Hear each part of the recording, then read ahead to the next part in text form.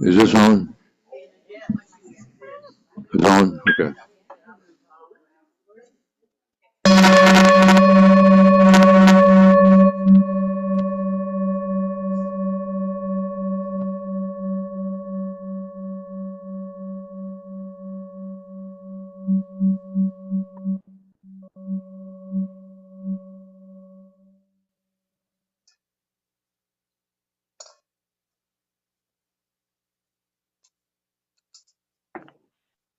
Good morning, everyone. By the way, for maybe Martha, I didn't pick up the basket. There's a basket in the room in the back of the building here that we've been using for love offerings. Or we can use the bowl here if you want. Um,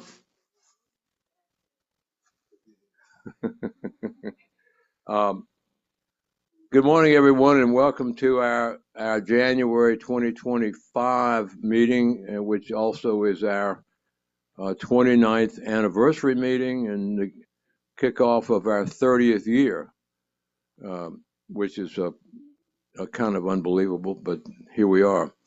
And so there are some of you perhaps in the room who have not been here before. If you have not been, if you're not on our list, we have a sheet on the table in the hallway that you pass by on your way in that is for you to sign up to be on our mailing list if you'd like to be. If you get on that, you'll get usually one email a month telling you when the meeting is and who's going to be the speaker and so forth. Sometimes we have extra things we send out notices for, but not often. Back in November, we had a bonus meeting, so we had two meetings in 1 month, and just as a result of something that's come my way this past week, it looks like we might have a similar situation coming up in July of this year. That's still unknown, but if you're on our list, you'll get the notices of whatever meetings we're going to have and when we're going to have them. As for you who are not necessarily familiar with IONS, ION stands for Institute of Noetic Sciences. It's an organization that was founded by Edgar Mitchell in 1973. Edgar was the lunar landing module pilot for Apollo 14, and I think his walk on the moon was 1970, 71. I'm not sure which.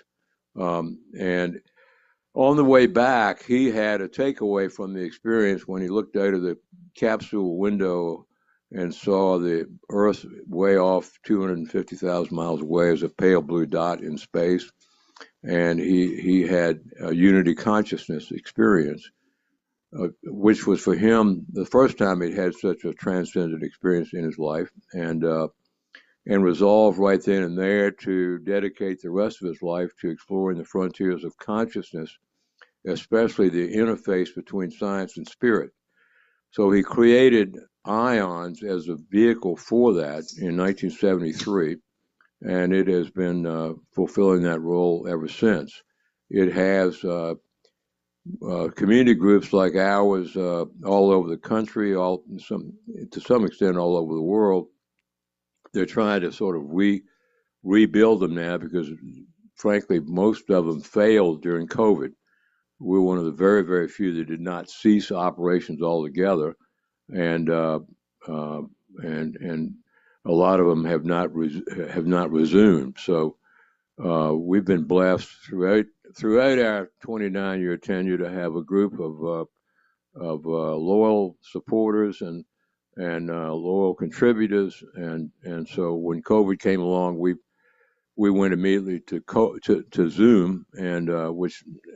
Before that, I think hardly any of us had even heard of Zoom, but within a month we were on Zoom and having meetings every month there. And then when we were able to resume in-person meetings, about 15 months later in June of 2021, we combined that with Zoom because we picked up a few people along the way that were watching our meetings from a distance and so forth, or participating by Zoom, that could not come to Richmond for them. And so we've been doing it that way ever since. And like I say, we have been blessed for a long, long time, and we hope that we have another 29 years in front of us that would be similarly blessed. No doubt it will be a different generation of members because this one is aging out a little bit, myself included. But but in any event, right, yeah. Well, this, pushing daisies is good, but this is nice too. So anyway, what else do we have? I think we have a anniversary cake to celebrate when we finish this very short talk we're going to have today, and any other announcements anybody on the steering committee can think of? Okay, well, I guess we'll start with our. Oh, well, I know. I have an announcement here. A member of our committee who's not able to be here today, Susanna Calvert, now known as Sana Calvert, has got a new class, I believe, starting. Let's see if I can. It's gonna be the second and fourth Sundays of each month on Zoom at 1:30 in the afternoon, and she has a flyer here for anybody who would like one, and she has a sign-up list, and so we'll pass that around for anybody who would like to put their names on the list and take a flyer. The pen is included. Please put that back after you sign your name. Please sign your name and your email in a legible manner so it can be read. And I think we will be passing. I'll get my glasses out of it.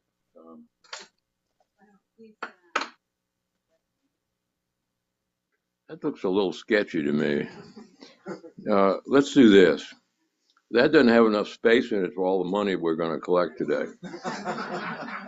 So we're going to be passing the Tibetan bowl for people to make their love offering, and we ask that you reach into your wallet and dip into your heart and find the point where the two intersect, and let that be the basis for your contribution. And again, we have subsisted quite well on contributions from our members for all these years, and so we're very, very grateful. We continue to be blessed, and we will invite blessings in the future. I will start this on the front row. But you don't need to put it around now, but someone needs to monitor that thing so when it goes around, everybody makes sure we make sure that everybody is either a donor or is shamed as a result of not being a donor. Okay. And by the way, you can write checks if you want. We have a PayPal function that is currently, I don't think is working right now, but we have a Venmo function on our website as well. And if you prefer to write a check, you can write it to Richmond Ions. Put my name on it alongside that, because sometimes the bank gets confused because the account is in my name and Dennis Luss's name as well. So,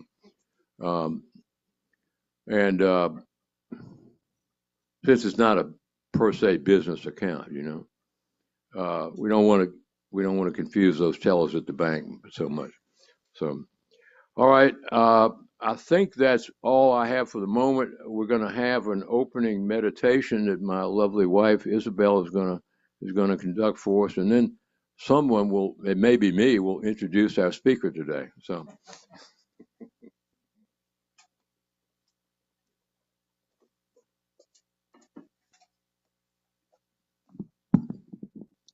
Hello, everyone. Can you hear me? Hi. Well, recently I came across an interview to a neuroscience who had dedicated most of her life to the study of the functioning of the brain and the heart and the communication between the two.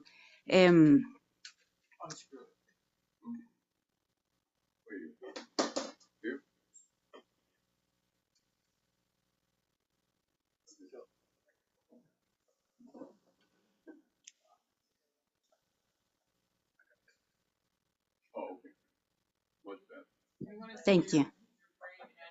Yes, right.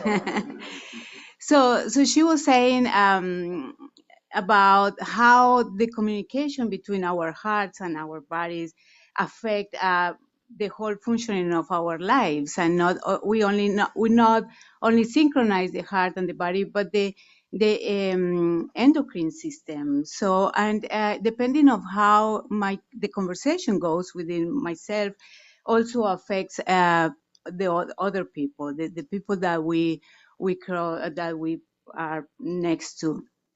So she was talking about some studies and experiments about synchronizing the heart and how it is important because, as I say, not only we affect our lives, our capacity to have attention and be compassionate and all of that, but we affect the rest of humanity, actually. So the study that has been more representative of that is the synchronization between the heart of the mother and a baby.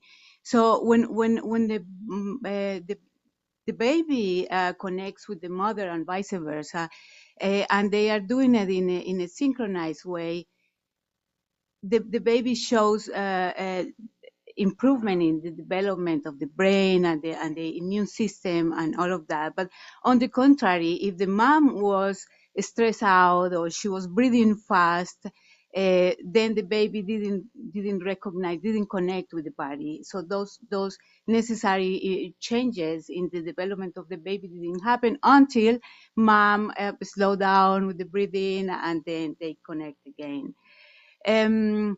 There are different ways to be able to synchronize the heart and the brain and the endocrine system. And I want to do an experiment, an exercise here with all of us. And touching is a very important way to synchronize with the other person. Also the breathing, and also looking at each other's eyes. When we look at the other person's eyes, it takes us out of our me. It disconnects me from me, and it connects me with the other person. So what I would like to do today is, if we can pair up, if you want to, and find a partner here and look at each other's eyes for a minute. We are going to breathe for a little bit. And if you don't want to do it, you can just do it by yourself. So face the other person.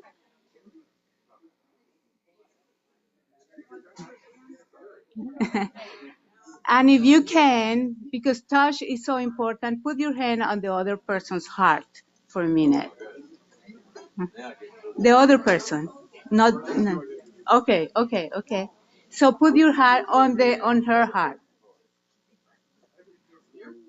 and look at each other's eyes for a minute and just breathe. Just breathe.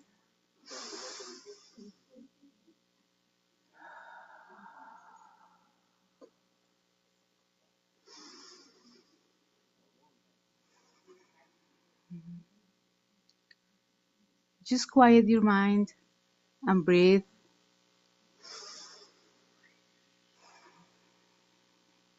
We always think of terms of doing. What am I going to do? What do I need to do?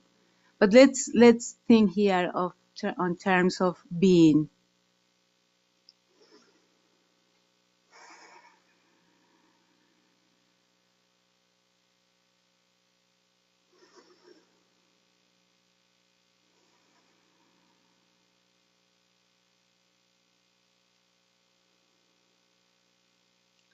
By connecting with each other, we are not only synchronizing our beings.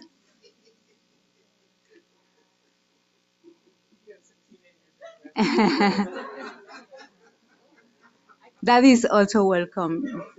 Laugh is the best medicine. So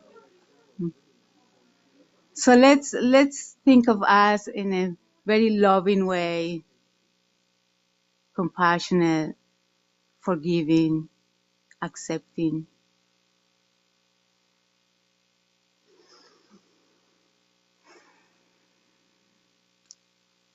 gratitude. Gratitude to each other, gratitude to life, to ourselves.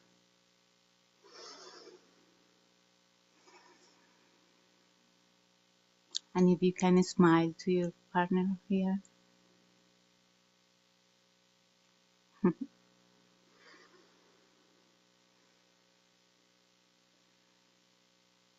Take a couple more breaths.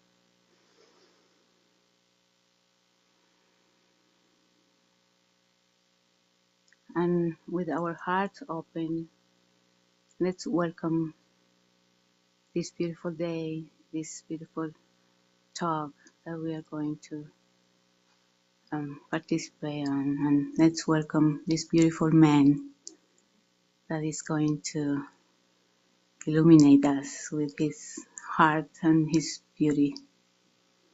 Thank you. Tom.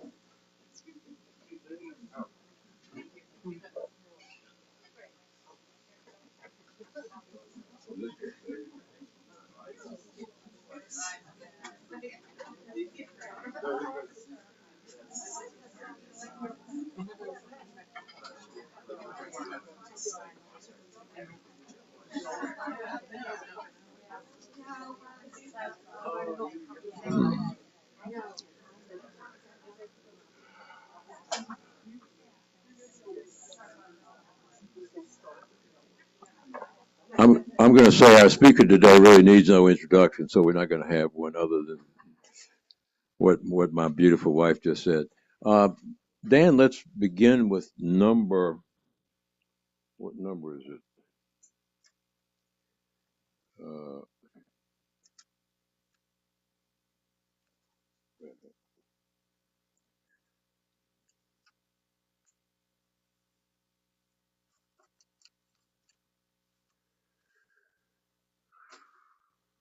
Number 4. Can you do that?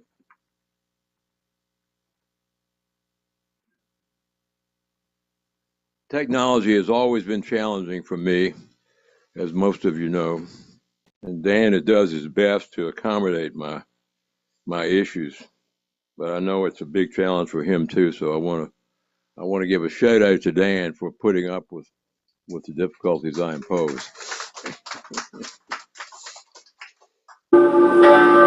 This is to get us off on the right track.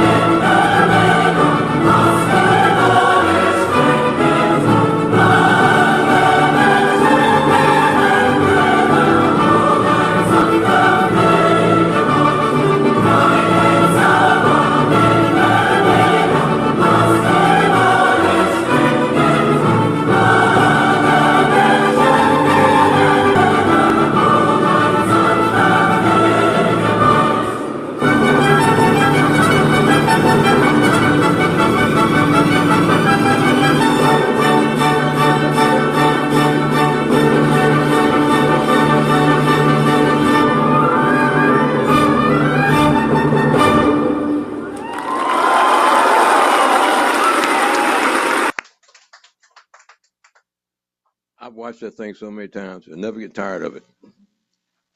And thank you for bearing through it with me, because I think it just opens the heart, just like the meditation. As most of you know, I oftentimes like to start with a Bigfoot story and to get to really, engaged and so forth. And so I don't have much of one today, but I did come across one recently that sort of touched my heart because it involves an actual communication. And it was one where a fellow who was a former Green Beret and so forth was on a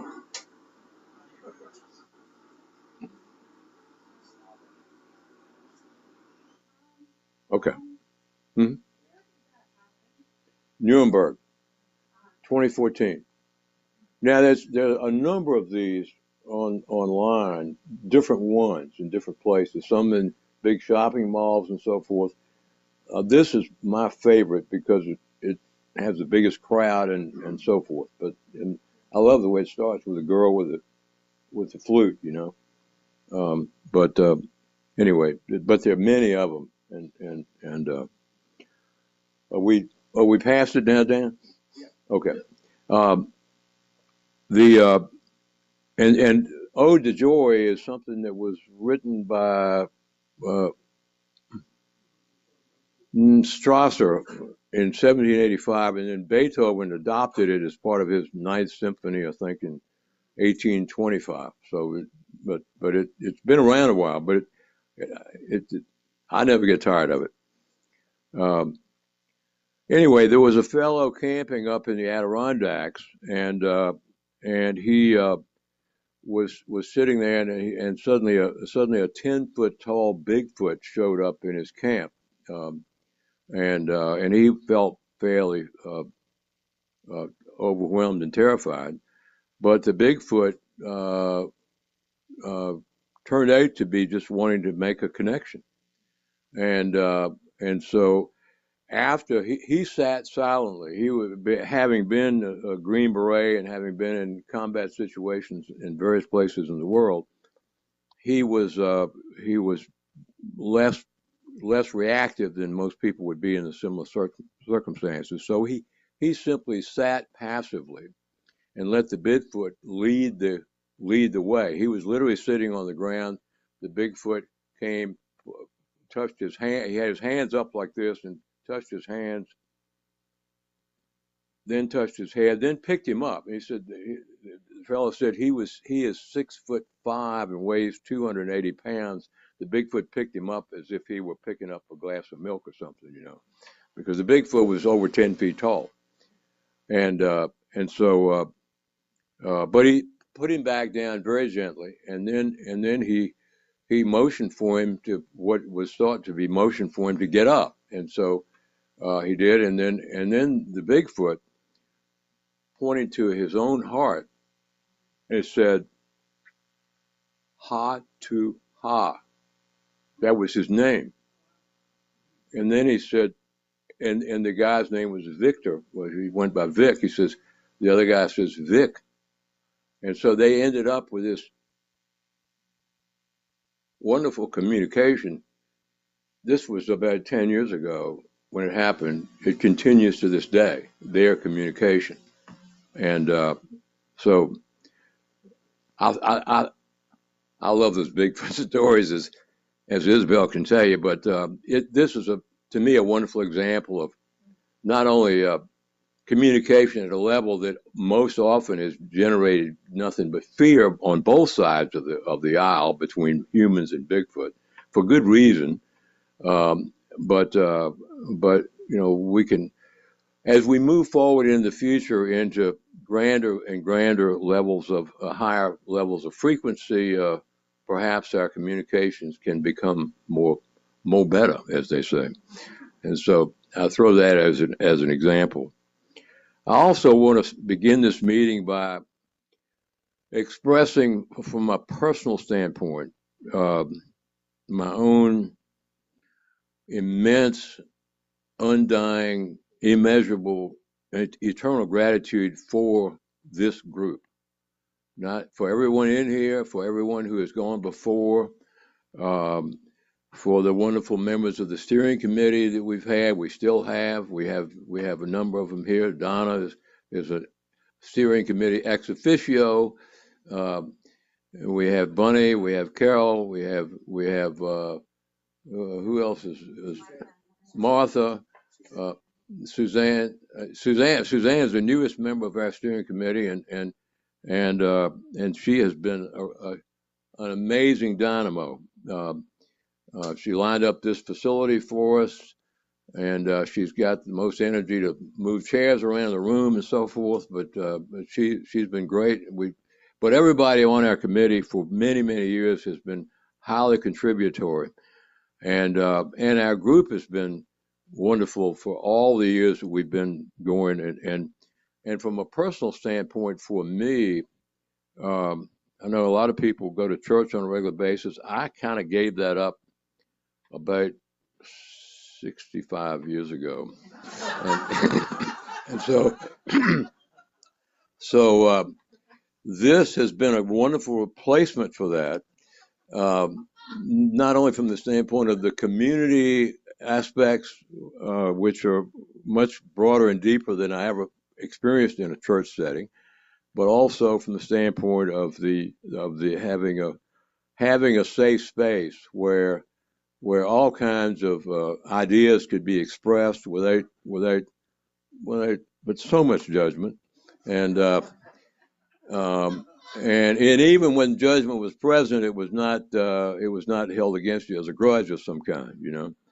So yeah, I mean, it's wonderful. In my experience, we have collectively created a wonderful environment in this group, and no one has benefited from it more than I. So I could not be more grateful than I am. I appreciate everyone here, everyone who's ever been here, and that's a long and large list of people that goes back to January 1996. And so I want to give a shout out for each and all, many of whom are now looking on us from the between lifetime space, and but it's been wonderful, and I hope it will continue for a long time to come, because there are very few gatherings that I think create the kind of safe space we have created here for ideas and so forth to be freely expressed without judgment. And so that's a tribute to all of us. So thank you. Okay. Now let's get on to our topic. Let me read my flyer here to see what we're supposed to be talking about today. Well, and what it really is about is two things. One is that we are going through major shifts, and the other is that last year I kind of came out of the closet and talked about what we call God, and so part of the shifts that we're going through is developing deeper and more direct connections with Source, and to me the two are very intimately related. So I'm going to try to. I was Isabel, my lovely wife, puts up with a lot, and part of it is preparing for these meetings when I have to give a talk, and again, one of my greatest levels of appreciation is being given the opportunity to have people that will actually sit and listen to what I have to say. And when I'm just speaking about things like this, but there is a deep connection between, in my opinion, between the shift we're going through and the trend towards more direct and connections and experiences with what we refer to as Source, what most people would call God, and so forth. So that's what we're kind of here to talk about today.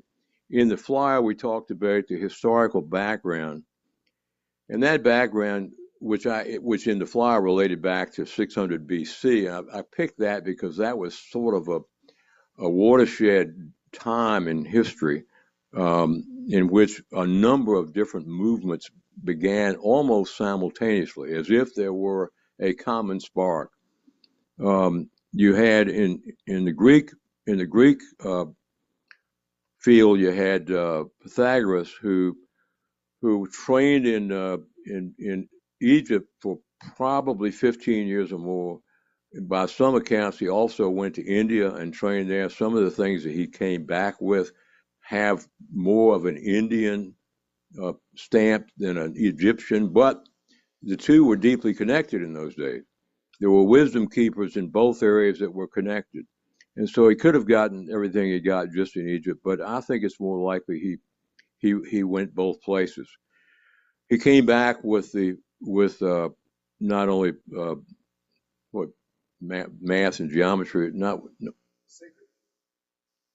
right, sacred geometry and so forth. He came back with the dialectic, which is basically the foundation of what we refer to in religion as the Trinity, and it originated in India with the Trinity of Brahman, Vishnu, and Shiva.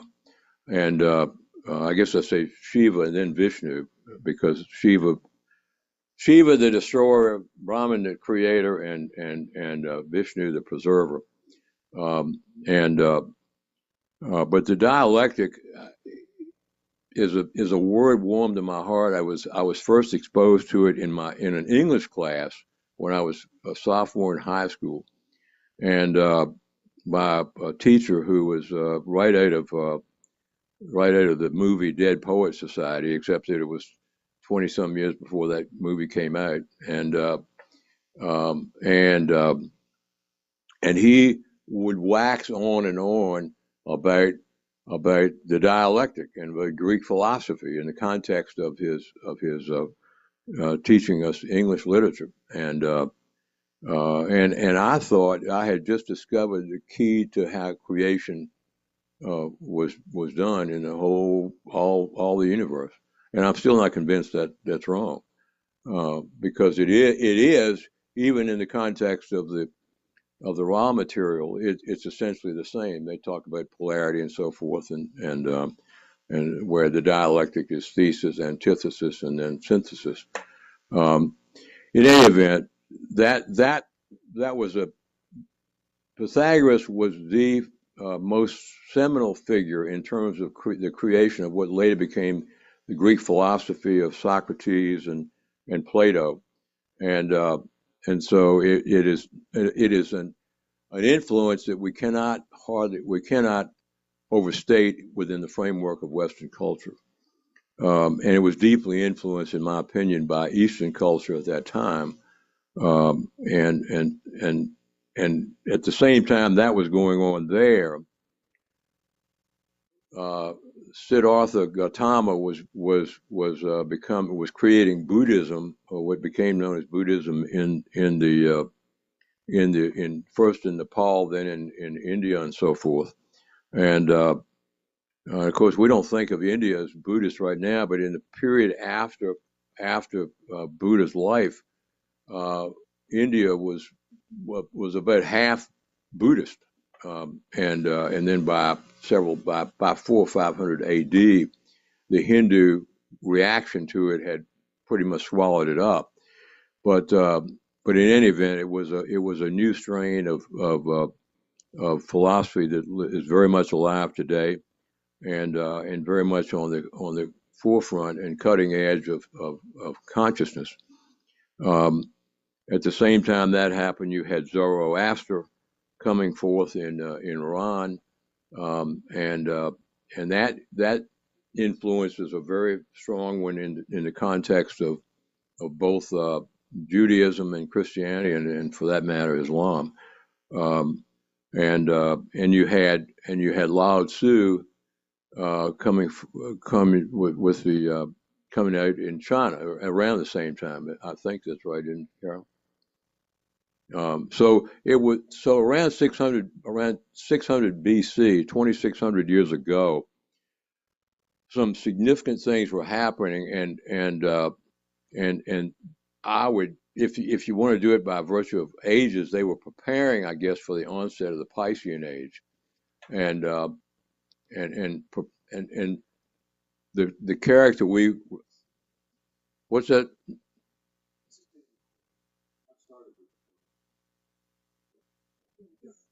Yeah, it's recorded. Tell me if I say something that shouldn't be recorded.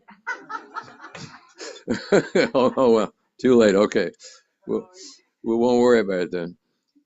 In any event, these movements, uh, especially the Greek philosophical movement, along with Zoroastrianism and so forth, and what followed that, Mithraism and all that in Iran, became the model for what became Christianity, became the Jesus story and all that. So they were very, very significant matters that have affected the consciousness of humanity across the world ever since then.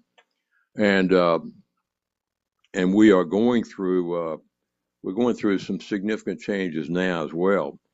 I'll say at the risk of telling a story I've told in the past, I have, as many of you know who've heard me talk before, I have been blessed or cursed throughout my life by having been given a lot of guidance from voices in my head and so forth, starting when I was as young as 3 years old.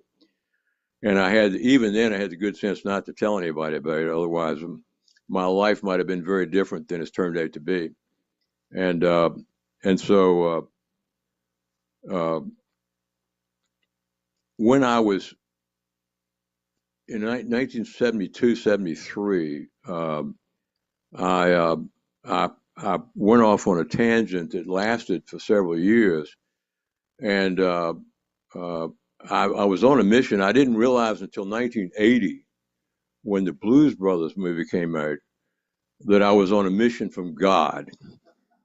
But what it was that, because I didn't have a name for it. All I knew was I was being given guidance, and I went off. I started reading everything I could find on physics and especially quantum physics, but all kinds of physics. And I'd been a failed pre-medical major in college, and I learned more about physics and philosophy, which I had a minor in, than I did in my pre-med course, and so I was going to the library every week and picking up everything they had, and 10 or 12 books, coming home and reading them. And at the time I was 28 years old, I guess, and I had a wife and 2 kids, and I had a house, a mortgage I couldn't pay, and I was working from doing mostly civil rights work, doing as a lawyer in criminal defense from 7 in the morning till about 10, 11 at night. So I reserved midnight to 3 a.m. for my reading time. I was young and strong and could and sleeping from 3 to 6 seemed like a reasonable plan at that time. So in any event, I did this for more than a year. I think it was either late 72 or early 73 when I started it, and then about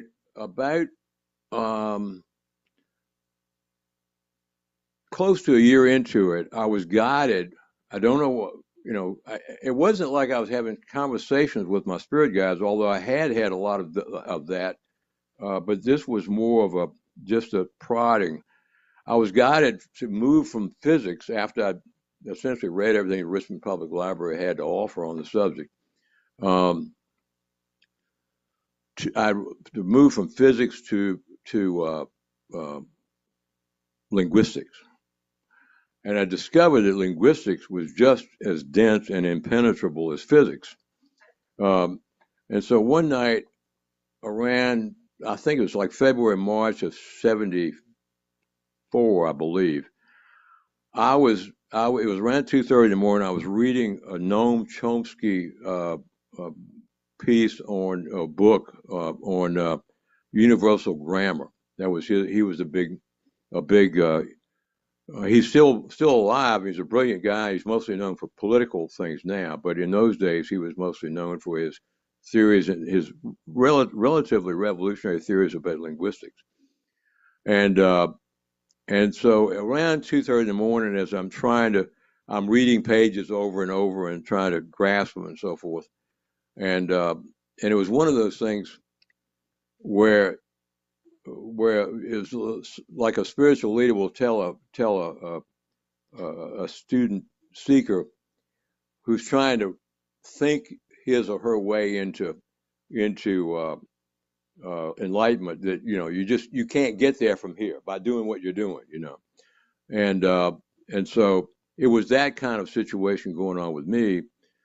And around 2:30 in the morning, I had a unity consciousness experience of some somewhat similar sort to what Edgar Mitchell had on his way back to Earth.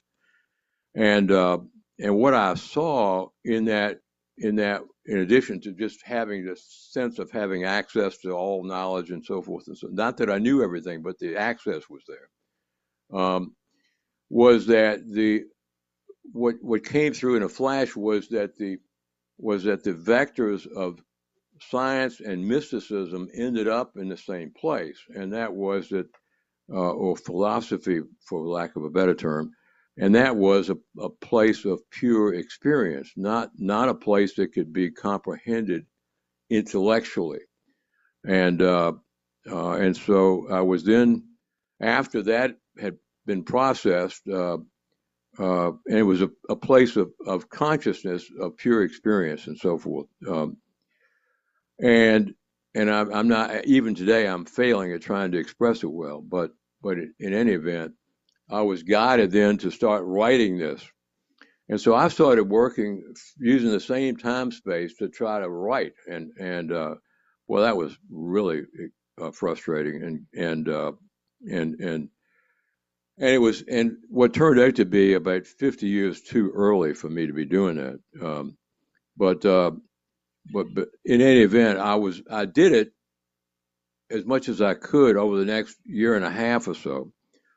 And I had many yellow pads that I would, of things that every now and then I would look at them and I thought, this is terrible. This is just dribble. I don't know what I'll ever do with this other than maybe burn it at some point.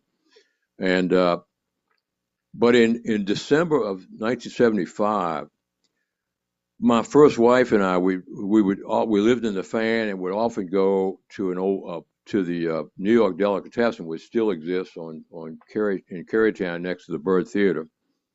We would go there usually on Wednesday evenings and have dinner there. And there was a bookstore about 3 doors down called the Beacon Bookstore before any of the big chains came along. And we'd go in there after we ate and look at what new titles there were, and if there's something interesting, we might buy it. So we went in there after eating that night, like December 14th and 15th, 1975. My wife is overlooking something. I glanced at a shelf about as far as the table where Dan is sitting, and I said, looking at that shelf, all of a sudden I saw something, and I couldn't even stop myself. I said, "God damn!" And excuse my language, and I said it loud enough where everyone in the bookstore turned around, and my wife came over carefully from behind and said, "Darling, are you all right?" And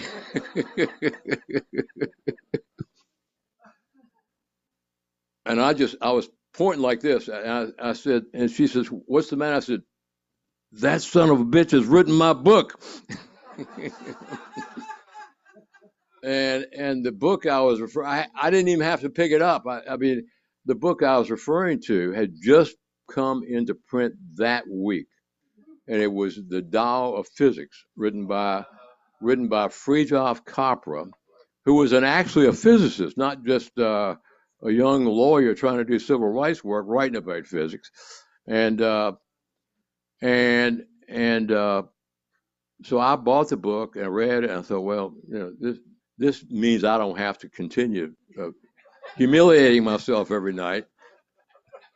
And so, but what was so interesting to me was this became what was a wonderful example of what Rupert Sheldrake came out with just a few years later in his when he wrote a book called The New Science of Life, and he came out with the concept of morphogenetic fields and morphic resonance, and so and that idea was basically that, you know, when the idea factory in the sky starts turning things, that minds that are attuned will pick it up. It doesn't matter where they are, whether they're connected in any way or not. And that's what was going on. Within a year or so, or 2 years after Copper's book came out, Gary Zukov came out with the Dancing Wu-Li Masters, which was another layperson's take on the same concept.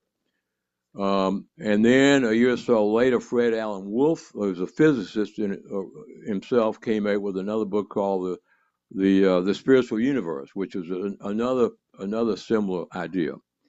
And so it was, and I made it my business over the next 15 years to meet all three of those people, Capra, Zukov, and Fred Alan Wolf, and it was so interesting to me because we were all picking up the same stream, the same threads, and somehow, you know, trying to put them together. There, who knows how many others there were like me who just never did get it together. What I have realized here recently, and this is why it's timely for me to discuss this today, is that I couldn't have written that book then if no matter how hard I tried, because my insight about it is now is that this is the same theme as we have now with Donald Hoffman and many others who are coming to the realization that consciousness is the fundamental reality of all, and that and that was not other than through Seth, which was present in those days. Seth was saying that in 1968, 69, 70, and early 70s.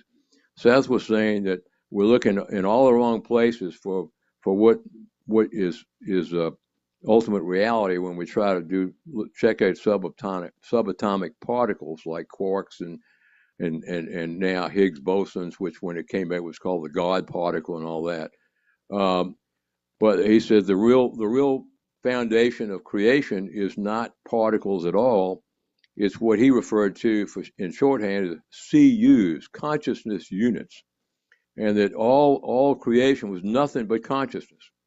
And now, for the first time, we have a scientific approaches they're coming to that very same conclusion. So that is from a scientific standpoint the kind of the leading edge of where we are in terms of the shift going on, because in my opinion that shift gives us opportunities to know things that are ultimate truths, ultimate realities, without having to be a physicist with access to huge university grants and so forth and so on. We can all know that, and in the realm of consciousness, there's no reason to believe that anyone is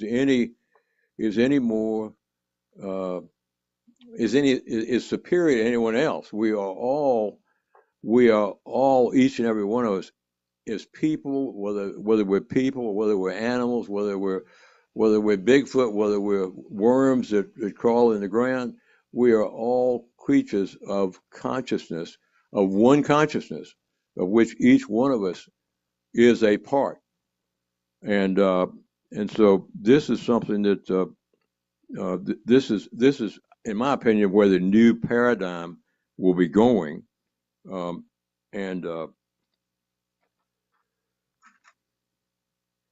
I will say, in terms of the in terms of we hear all kinds of things about shifts, and I made a list of make sure you hear the F of shifts that in various realms that I'm aware of. There are probably plenty more, but I listed 12 of these things. The one that most we know about, and from a spiritual perspective today, would be probably related to the raw material, the law of one, where the transition to fourth density. Another one is what people refer to as the transition from to the fifth dimension, which is roughly equivalent to fourth density. In the Michael teachings, they talk about the transition from the young soul age as a predominant theme to the mature soul age, which is as a new predominant theme. And the importance of that is in terms of our ability to for the human experiment on Earth to survive, is that the theme of mature souldom in the Michael teachings is relationships, and so this all the ecology movements, the green movements of every kind that have been created over the last 30, 40, 50 years, starting with Silent Spring, with Rachel Carson, all arise from the impulse of mature souldom. And the seeing our relationships, seeing our impact on our environment, seeing what we do to each other.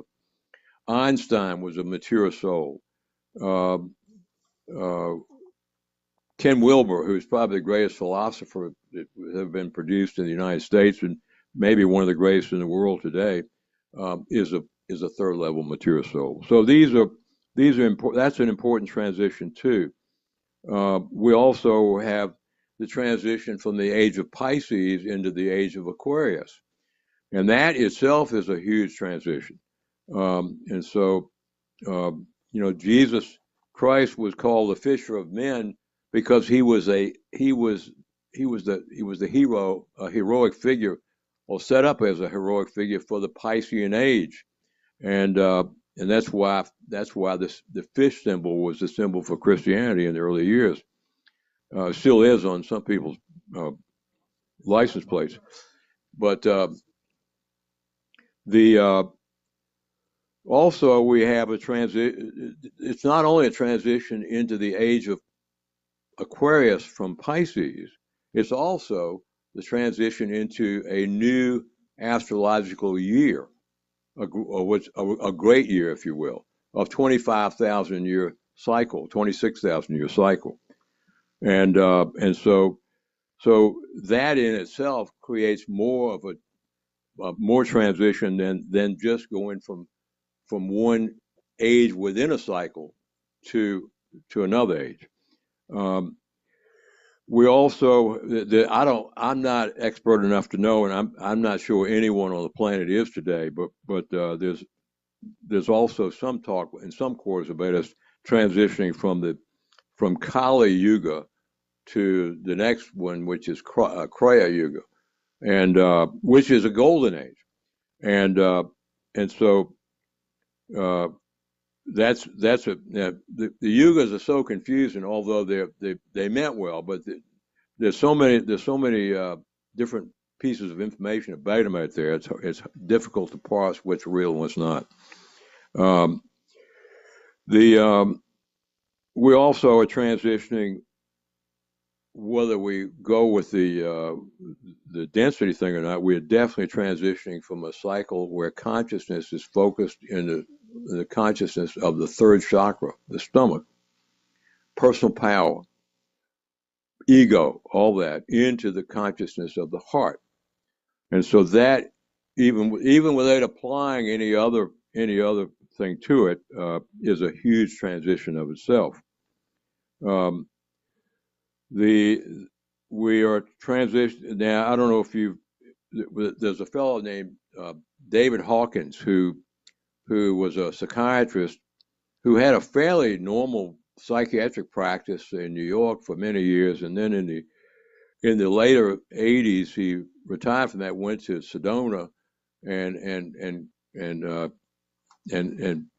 got out there with all the channels and so forth, and became much more wise. And he wrote a book first in the '94, I think, called Power versus Force, and that became the beginning of a whole series of books, and where he was measuring the frequency of various acts and also behaviors and feelings and thoughts and so forth on the strength of his wife's right arm, and it was by kinesiology. So he did this literally for thousands of things, and he came up with a scale of consciousness that frankly is quite valuable in my opinion. And I'm getting a nod from Martha back there, so I take that to, I mean, it's a scale that we can look at. I have it, if we can put it up. I don't know whether, huh? Yeah, it's easy to find on the internet, but maybe we can. This is one I want. Yeah. So this is what he refers to as a map of consciousness.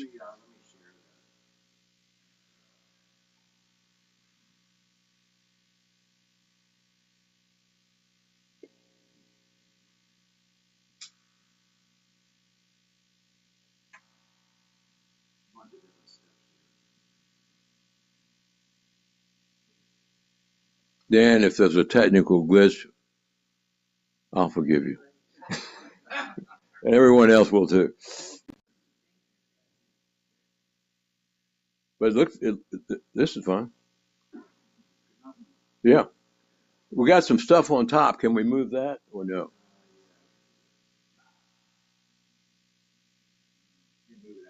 All right, okay. We'll just throw it up to the top then. That's fine. All right, so this is what David Hawkins calls a map of consciousness, and this just has the big categories in it.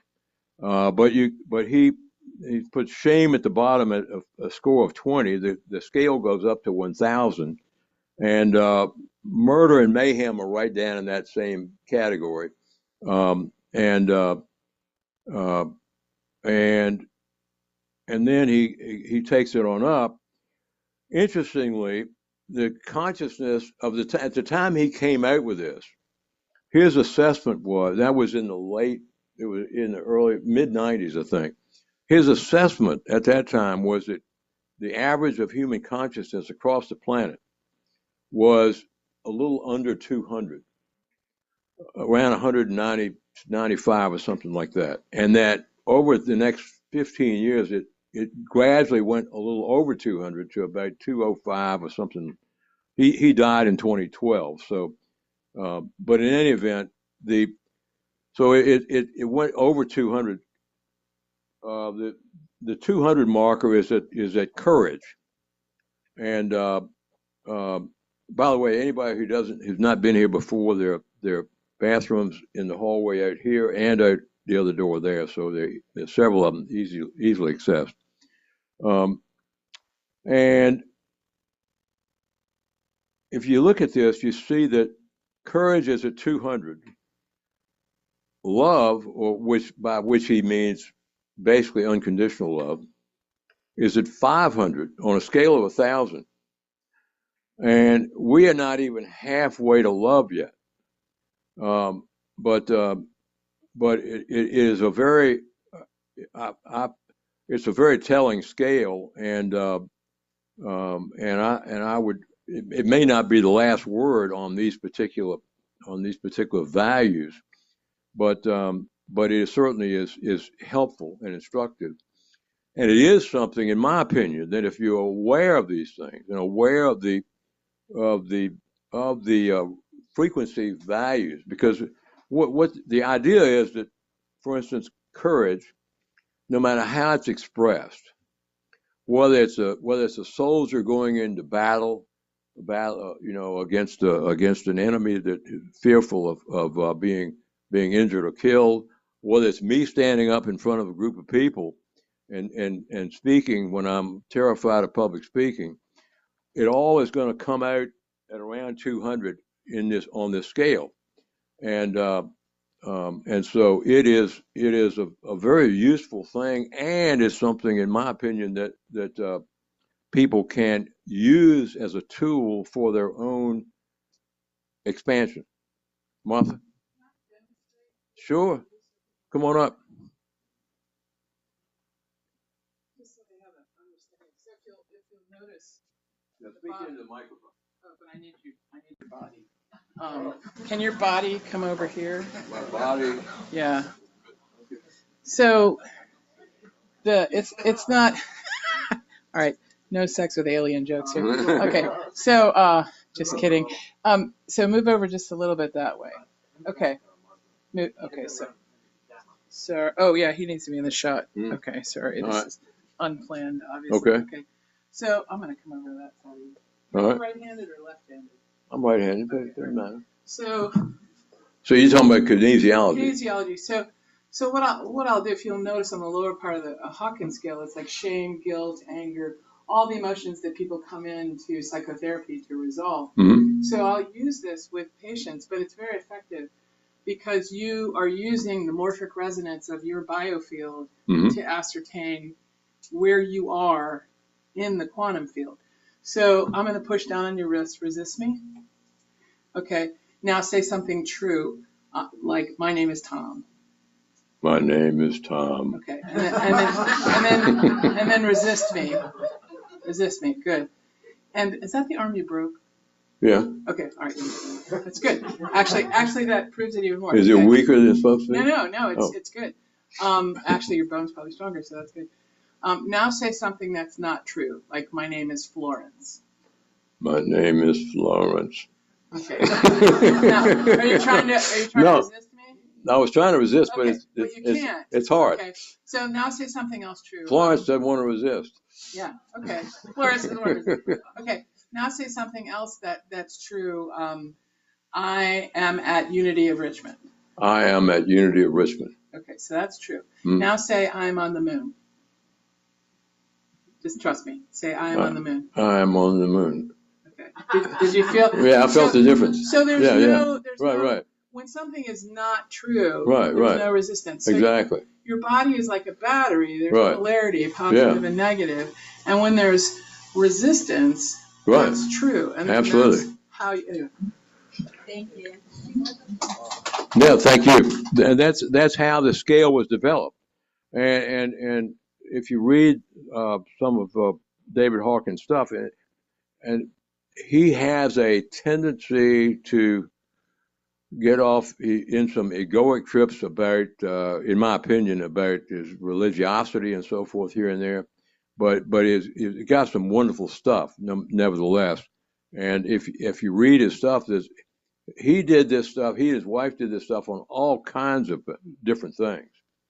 I mean, they rated types of music. They rated all sorts of different behaviors, and so it's very worthwhile to look at.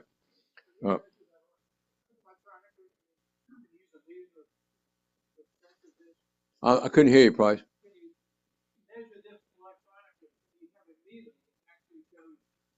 I'm not aware of any meters we have to measure it yet.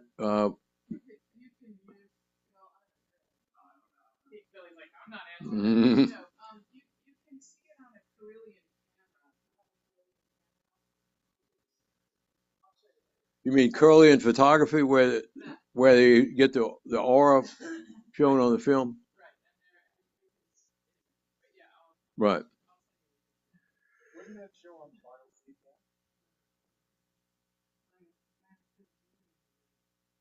Right. Okay. We also, I'm still on this list of 12 things. The next one that I came up with was a transition to a new world on the Mayan calendar that happened in 2012, when we're in a whole new cycle now.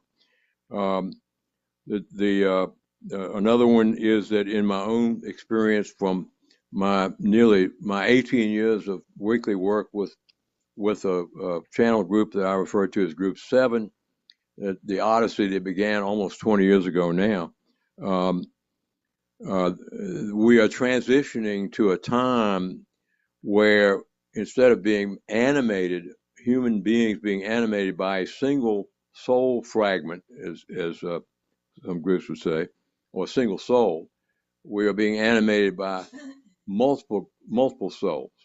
And historically, what I was told was that about 1% of the population would have more than one fragment. But over time, that started increasing exponentially in the last 30, 40 years, and by a century from now, or now by 75 to 80 years from now, it will be 100%. Everyone incarnating will be animated by multiple souls. And just to add a level of complexity and texture, and just make you wild and crazy, so forth. Yeah. Well, we could spend a whole day on this, but what it is that instead of one soul animating a person, it's more than one soul gets together like a dance card and say, well, we're going to get together for this lifetime and animate this person. Right, and it will be for just the one lifetime, and then you could have two souls. Well, I would say you're in them more than they're in you, but whatever. Two souls animating you, and so instead of being an I, it's a committee.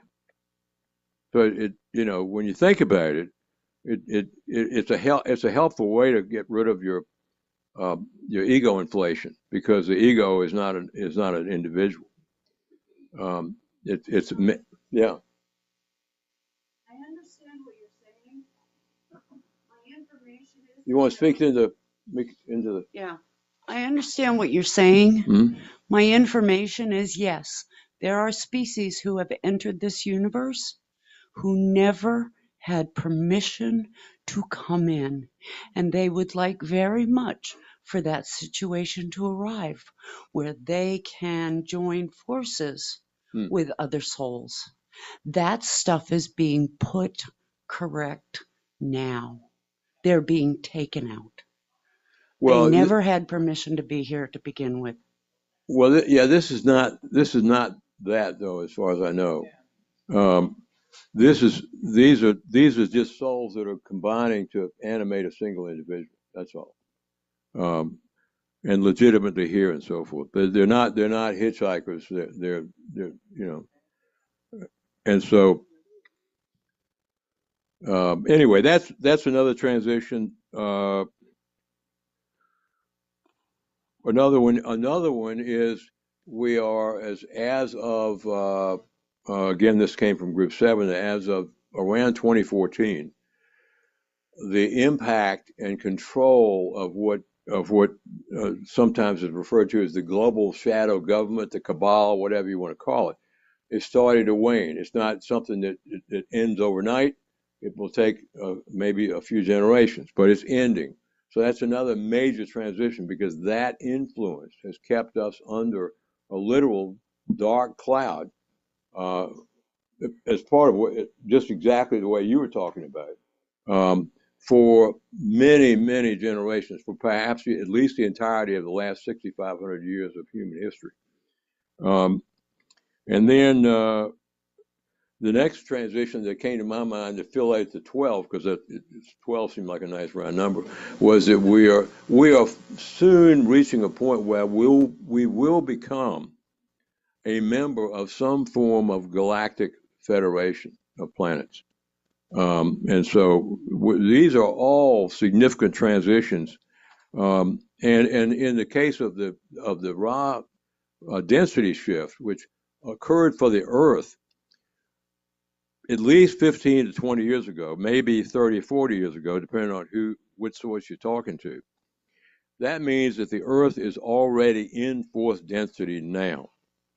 We are in a period of sort of an interregnum where there's a transition period where humans, according to the information we got from Jim McCarty when he was here last year, the year before, we have roughly 700 years in which to make the shift into fourth density for those souls that are willing or ready to do that. And after there will be a period where that window closes, and third density will simply be like trying to use Windows 5 or Windows 7 in a Windows 20 environment. You know, it's an app that will no longer be supported.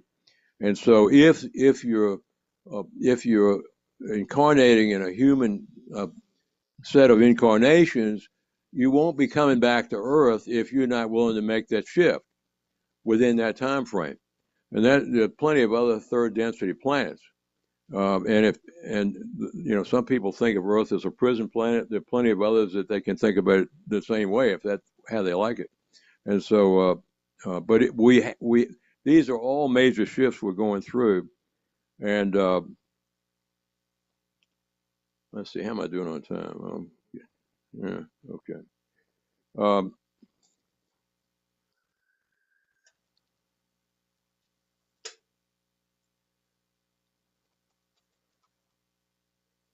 I wanted to do a kind of a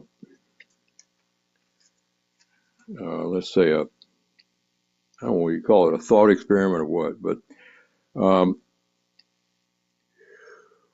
what we are doing ourselves, partly with the aid of groups like ours, is expanding our consciousness, which means raising our frequency, raising our vibration.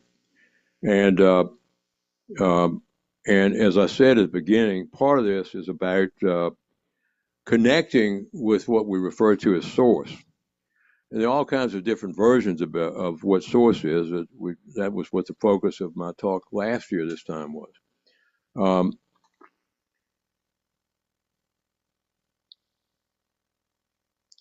All of you who have ever been to one of my talks are familiar with my little exercise where I pass around the hand mirror and ask each one in the room to look in the mirror at themselves and realize when they do that this is what God looks like when it decides to express itself in physical form. That's what you see when you look at yourself. Now, what I wanted to ask, I've done that exercise for at least a decade. And I wanted to ask of the group, many of you, most of you perhaps, have actually gone through that exercise, begrudgingly or not, in some of my previous talks.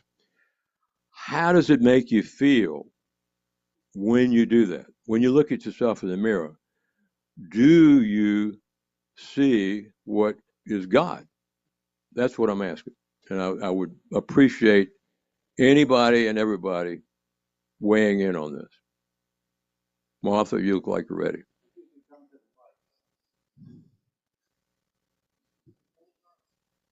So there's an appreciation of the avatar, and when I look in the mirror, and then there's, all the cultural critique of the avatar that kind of runs through my head, and then I realize, okay, that's the avatar, and then I see through the eyes into the soul, and I recognize the God consciousness there, which is, I think, what you're talking about. So it's like God is a sea anemone, and there's all these little tentacles, all of which are us, and then he's kind of, he or she, God, whatever, is having these experiences, and some of them are what we would call good, some of them are what we would call unpleasant. That's kind of what I think of when I think of the mirror. And I see other people as a mirror too. Right. Yeah. So you see the God in other people? Yes. Yes. Do you see anything you don't associate with God?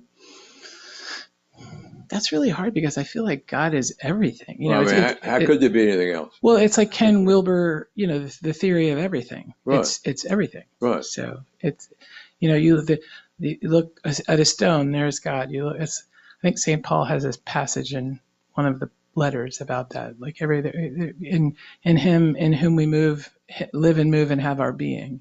Hebrews, I think it is. So yeah, it's everything. So anyway. Anybody else? Rob?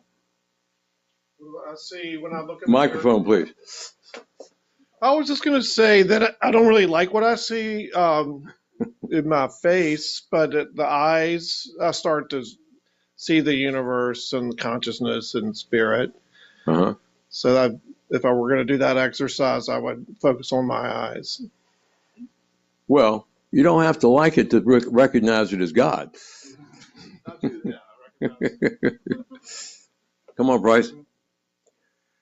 I wouldn't say God is everything. I think God is good. I don't think God is bad. So that's okay. The differentiation I make. All right. Well, that's what we're all brought up to believe. I have not done this experiment with you. I've done similar practices. I always get the feeling looking at one of those MC Escher drawings where it's like the hand drawing the other hand, and like I can't comprehend what I'm looking at, but also I can't deny the reality of it. And it's like an image in front of me that is just there, and it makes no sense, but also it's there. Right. So you feel a presence. Yes. That you don't see. Presence and confusion and a recollection that my senses are limited in terms of what makes sense to me. Now, before you get it, why would it be important from your perspective for seeing that presence? What does that presence gain you or give you in terms of your perspective that you would not have if you didn't see that presence? Some like situational awareness, I guess.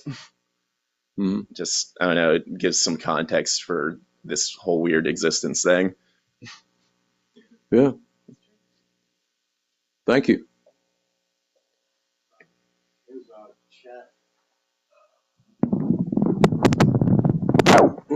Ooh. So somebody on the chat says, I remember spending the harmonic convergence in Glastonbury almost 40 years ago in 1987. Anybody else online wants to say anything?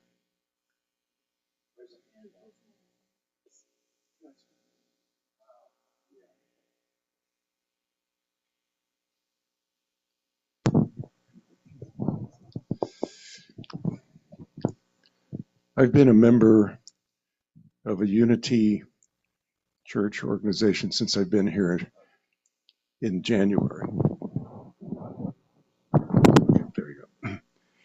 And one thing that is kind of a double-edged sword for me is the concept that God is good. And I think, relative to what? Mm-hmm. God, to me, is absolute everything. Mm-hmm. So good is a relative term based upon our beliefs. What does good mean? On the other hand, not to be judgmental about that, because that falls into the same trap. If we recognize it's all relative in terms of where people are at the moment, we should be recognizing that we are in the transition of becoming enlightened, which will then recognize the oneness. Mm-hmm. Oh, Lawrence, before you get down, don't you're not able to get down yet. You haven't been given permission to leave the mic. Why do you think it's important that when we look at ourselves, we see something that has something to do with God?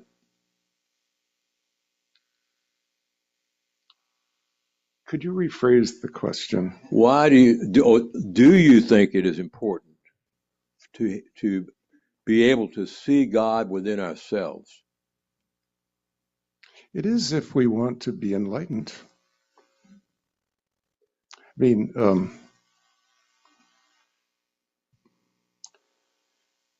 in reading one of the books by, what's his name? The author of I spoke with God. Neil Donald Walsh. Yeah, he has this conversation with God and is asked by God through this medium if he knows what his purpose is. And it came around to the point where it was necessary to be continually focused on being one with God. And he was told that you're trying to do that instead of being it, which puts distance between you and me, you know, and you're really only with me like 5% of the time. Now, if you were to be with me all of the time, you would be me. You are me. And if you see the God in yourself, then you can see it in others as well. That's absolutely right. If the Israelis realized that God was within them, not just as the sole group on earth that has that connection, and that it was with everybody, they might have a different outlook towards the Palestinians and vice versa. Right. So, I mean, that's just one example, but that is an example that's certainly current today, and seeing the God within ourselves makes it much, much, much easier to realize that if a poor wretch like me has God within him, then all other poor wretches probably do too. You know. Yeah. Right. And I think too the opportunity we now have, given the world situation, is to replace fear with love. And if we do that, then we don't have to go through such a laborious challenge and suffering, and we will have achieved our purpose. Then the grand design moves on. Right. Thank you. Anyone else? I wasn't fast enough on the hand raising, but that's very classical in my religious upbringing. One of the things that we were taught was your body is the temple of the Holy Spirit. So we all have that spark of divine within us. And that's been a longstanding theology, I think, in Western culture, Christianity. I would agree with that. On the other hand, we also are entrained from an early age to believe that somehow, with ideas like original sin and all that, and that somehow God is outside of us instead of within us. And so there's a conflict that's unresolved there within the framework of Christian teachings and doctrine, which we would be far better off if it were just what you just said without the other part. I can't resist. I can't resist. Okay, go ahead. My favorite story of all time was written in Reader's Digest about 50 years ago. It was written by a woman who had an infant and a toddler at home. And one day she saw the toddler walking toward the bedroom of the infant, and she decided to follow very quietly to see what was up. And the toddler walked in, pressed his face against the crib, and said, "Will you please tell me what God looks like? I'm beginning to forget." Every single one of us come in with that connection. Most of us are punished, shamed, religioned, educated, family conditioned to let go of it. And right. Where we are in your chart of courage, it takes a ton of courage to honestly look at that stuff and start cleaning it out. No question about it. Thank you very much for that. Anyone else? Anyone online? Anyone else online? Well, all of the crap that Deborah just mentioned is catalyst for growth. What's that? All of the crap that Deborah just mentioned, the shame, guilt, anger on the scale, all this, the shit that we experience, that's catalyst for growth, according to Ra. So that's I couldn't understand. Catalyst for growth. Oh yeah, according to Ra. Absolutely. Yeah. It is true. It's catalyst for growth, even though it's not necessarily growth that we would all appreciate and embrace if we had our choices or felt like we had our choices about it.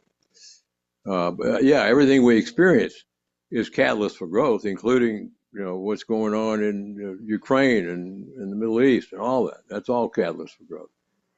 And the United States with a wonderful political system. So, yes, Bryce. I don't. Sorry, I don't see the hand raise button. Should I talk, or do you want him to talk first? I'm sorry, Wilma, I couldn't understand. I don't see the hand raise button, so I don't know when I can talk. But well, you're on right now, so go ahead. Okay. You got the floor. I was thinking when we were talking about good and bad, so this ties in with what which was just said. We have to experience the bad to be able to call anything in that line good. And like there's a gradation between good and bad, and there's several different steps to get from good to bad. Like there's a little bit bad, and then there's really good. So we have to experience it all. So God is all of it. So God is also the bad, but that's because we judge it as bad. That still doesn't mean that it's bad, because Joyce always said, for instance, I wonder what good will come from this. And if we can look at things like that, then we can transform that, what you would call bad experience, into something good, because like the former speaker said, we learn from that. Agreed. Every cloud has a silver lining of some kind, no matter how dark the cloud may appear. In the end, the bad is good because we have learned from it. Well, in the end, our judgments about what is good and bad are from a very limited perspective. Yes, we can't overview the whole thing. Right. Why all these things have to happen. Right. But we can certainly choose to judge it or not. Right.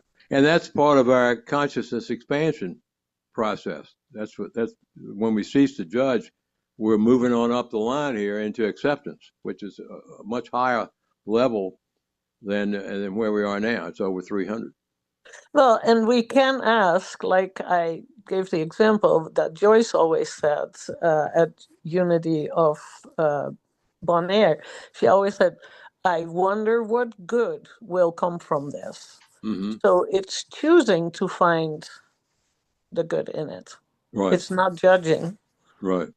And it's asking, so the universe or spirit or God will give an answer. You will get an answer. Right. Okay. Thank you very much, Wilma. Are you still in California? No, I'm actually in North Carolina. Oh, okay. So you're not 3 hours behind us. That's good. All right. Price? Yeah. When I was talking about good and bad, I started thinking to myself, well, what's good? And first thing comes to me is the 10 Commandments, thou shalt not kill. Mm. And then you see a fox killing a rabbit.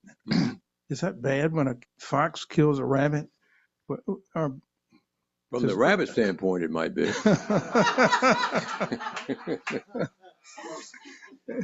Anyway, I can't answer. I mean, I guess, are we people special from other animals or whatever? I don't know. Right.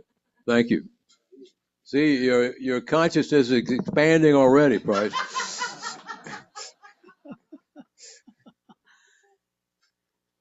Hello.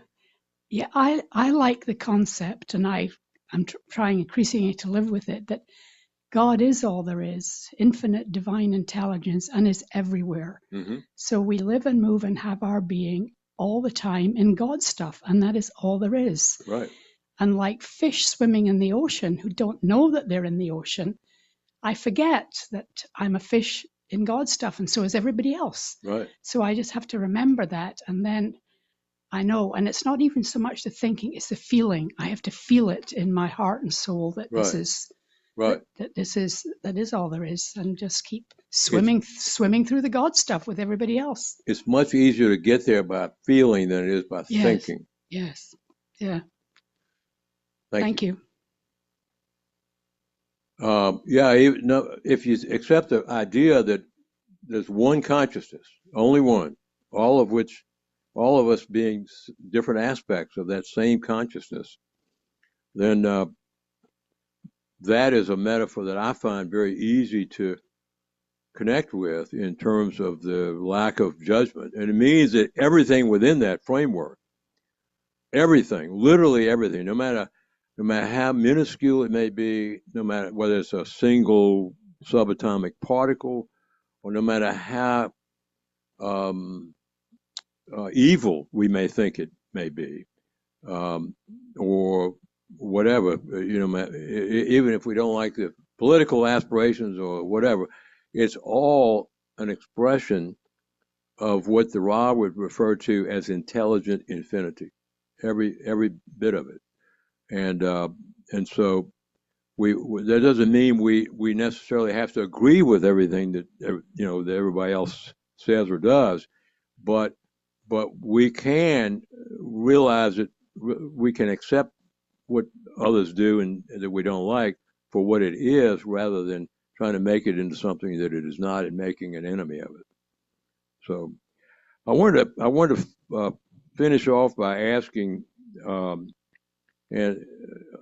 we can do this with a show of hands if you want, how many of us in this group, there may be, we may have a bunch of people in here who are atheists. I don't know. I wouldn't judge you if you said you were. As I've said before, atheism is just, it means that we've cleared away the religious dogma and we're ready to have a genuine spiritual experience more than anything else. But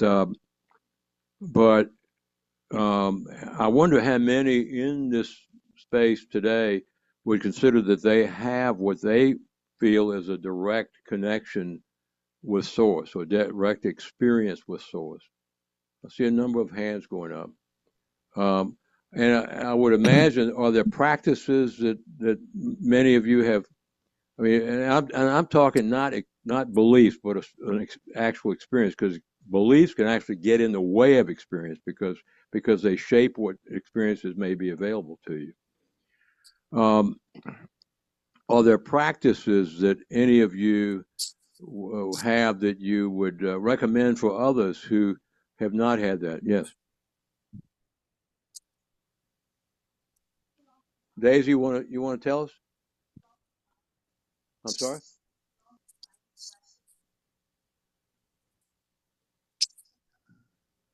You got to speak into the microphone. I would recommend anybody look into Keylontic science, Keylontic, Keylontic science. Okay, what is that? With Ashayana Dean. I'm sorry? Ashayana Dean. Voyagers 1 and 2. Yeah, 1 specifically, because 2 is kind of already corrupted. Okay. With Ashayana Dean. You can Google it and you'll find. Okay. Yeah. All right, thank you. You're welcome. Anybody else?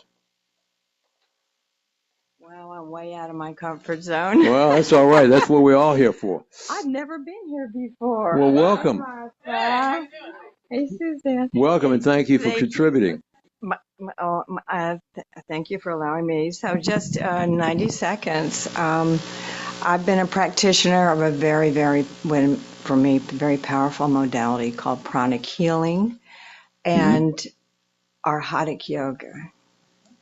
And I was trained as a molecular biophysicist. Wow. So I have that science in my blood. Mm-hmm. But in my search for truth, I was starving. And I found this modality, and it's been transformational. Thank you for listening. Thank you for sharing. Less than 90 seconds. Right. Deborah? My suggestion would be to get very clear on the vibration of truth and the vibration of false. They are very different. And once you have that, find the vibration of source. The reason that truth and false is important is because there are a lot of energies and a lot of entities who like to step in and present themselves as if they are source. And when you can distinguish their vibration, you can fire them and tell them to get out of the way. Mm-hmm. Yeah, you can witness some of that in some of Neil Donald Walsh's work. The different entities that are in there, parading as if they were God. Right. Yes.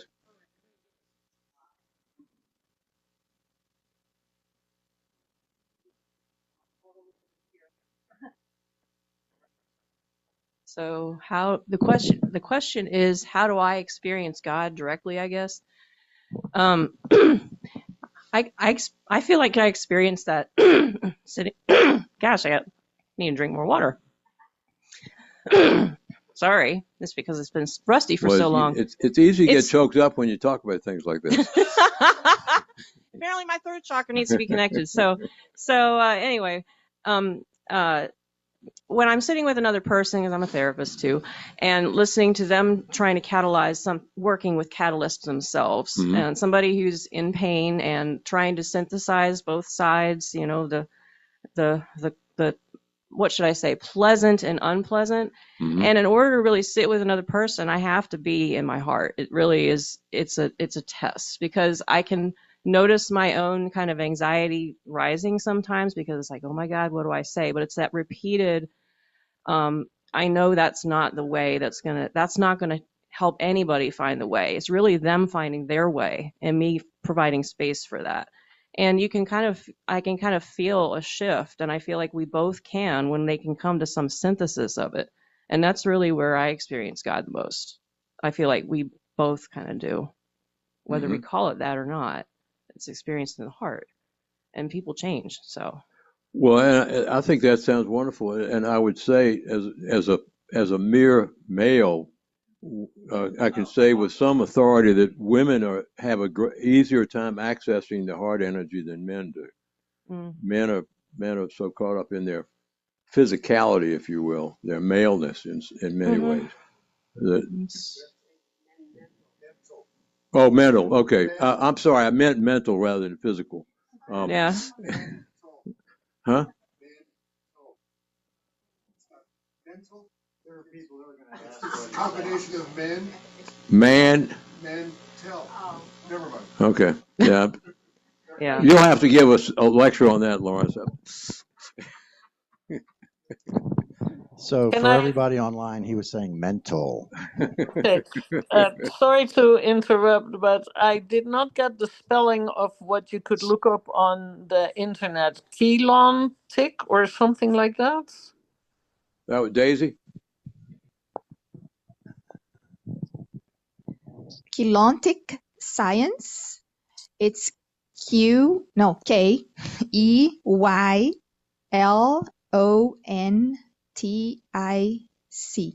also known as quantum morphogenetic physics. And there was a person's name that you mentioned with it, something Asha. Oh, it's Ashayani Ding, Ash like A-S-H-A-Y-A-N-E,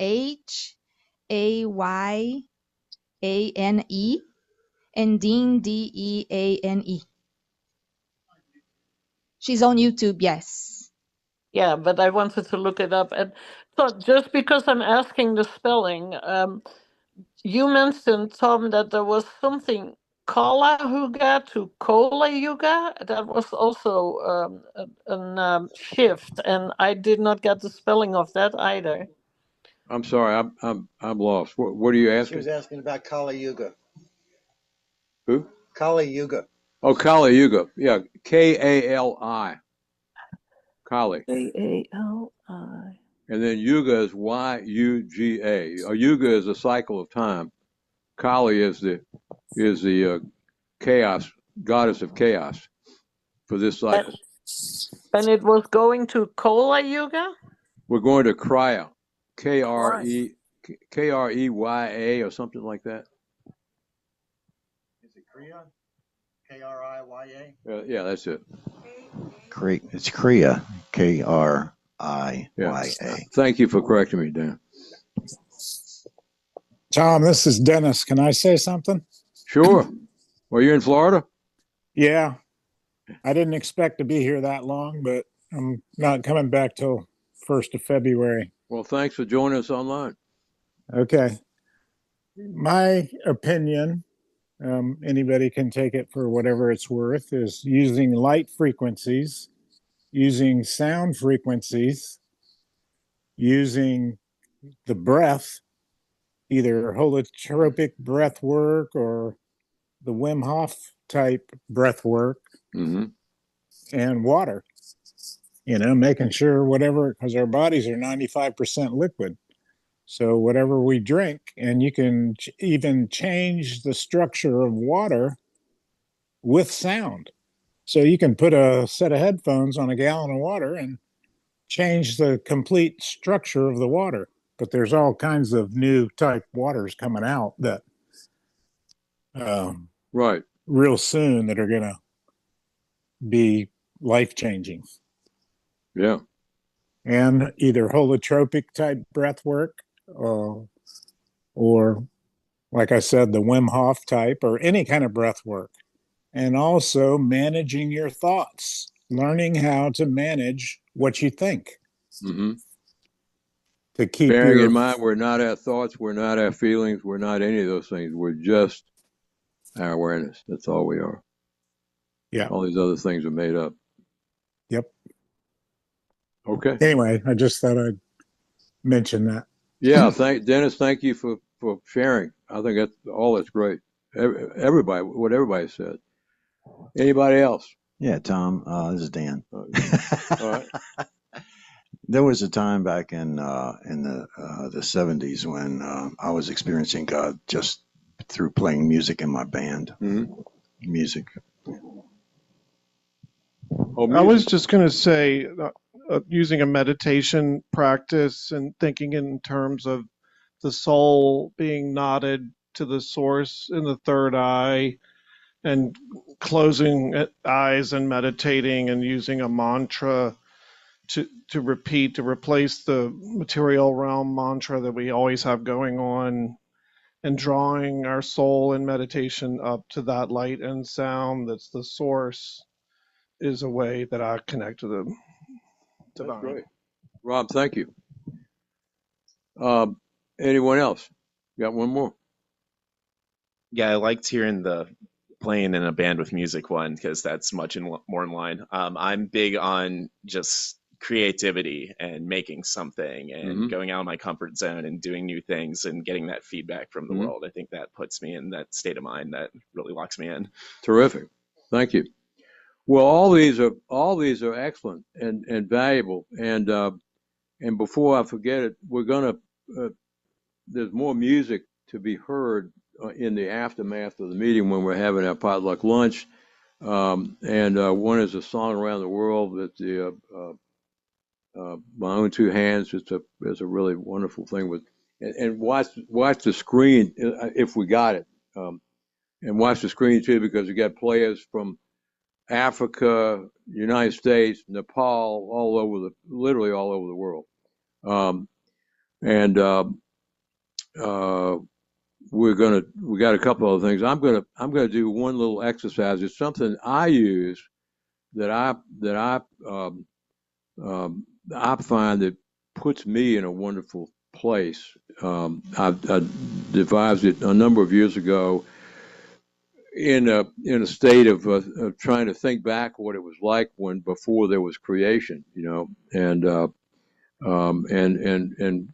what it's getting in what is often referred to as the I am state of consciousness, which we can argue intelligently that all that is in creation is really just an echo of what we refer to as God realizing itself by saying I am.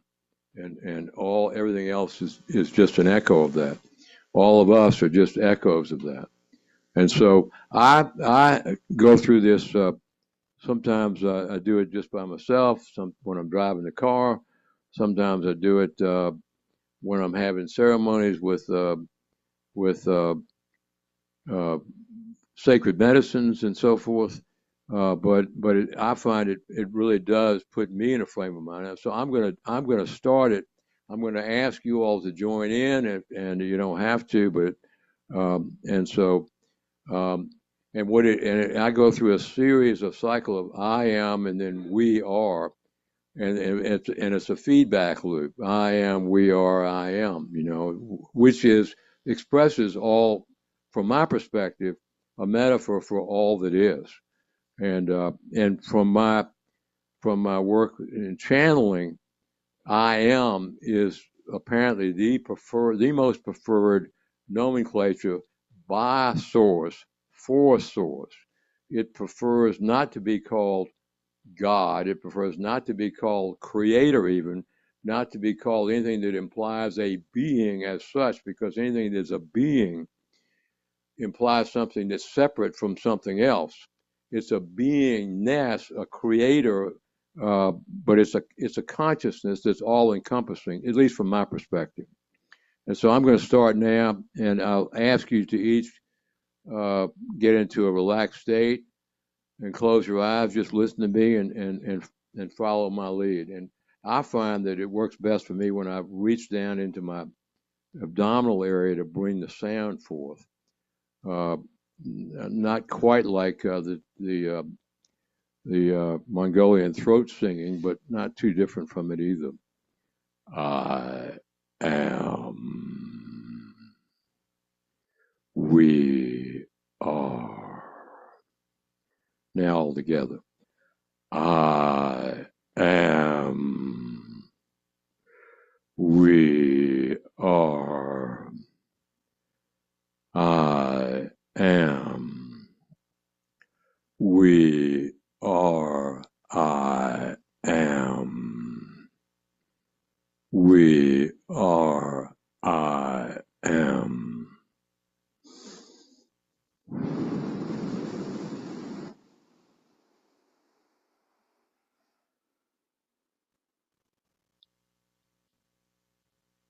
Thank you, everyone.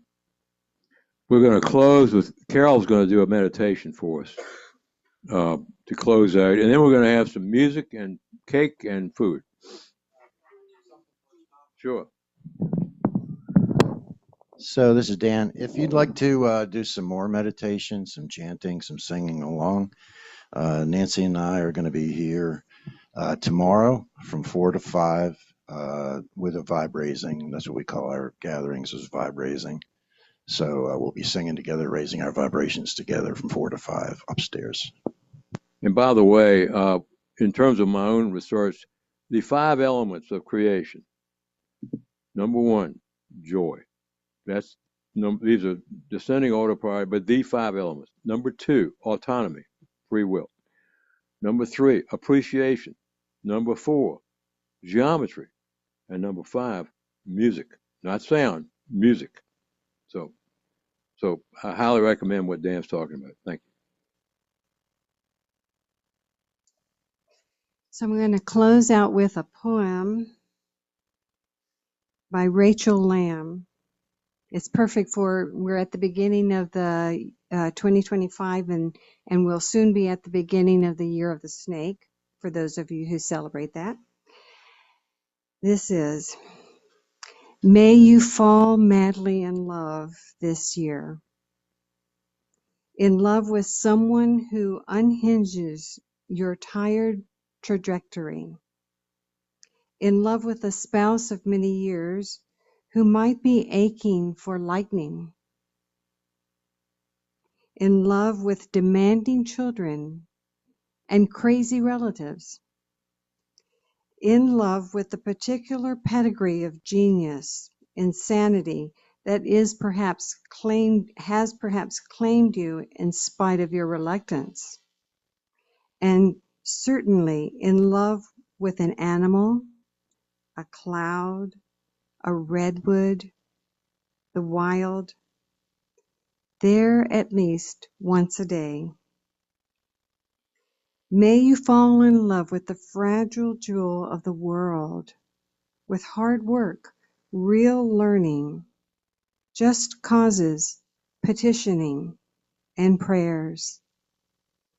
May you fall in love with wonder itself, with the grand mystery, with all that feeds you, in order that you may live, and with the responsibility that carries.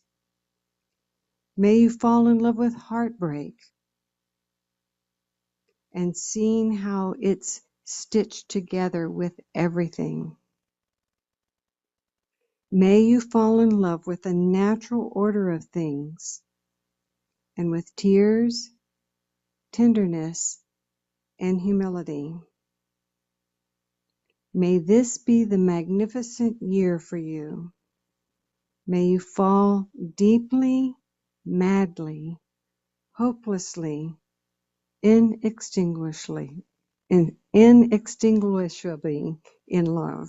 That one was hard to say. May you love. Thank you, Carol.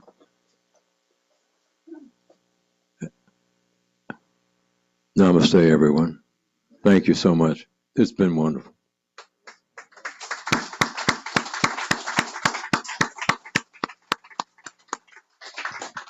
And next month, by the way, we have Kimberly Barrett, who is a Fairfax. She used to be in Richmond. She lives in Fairfax now.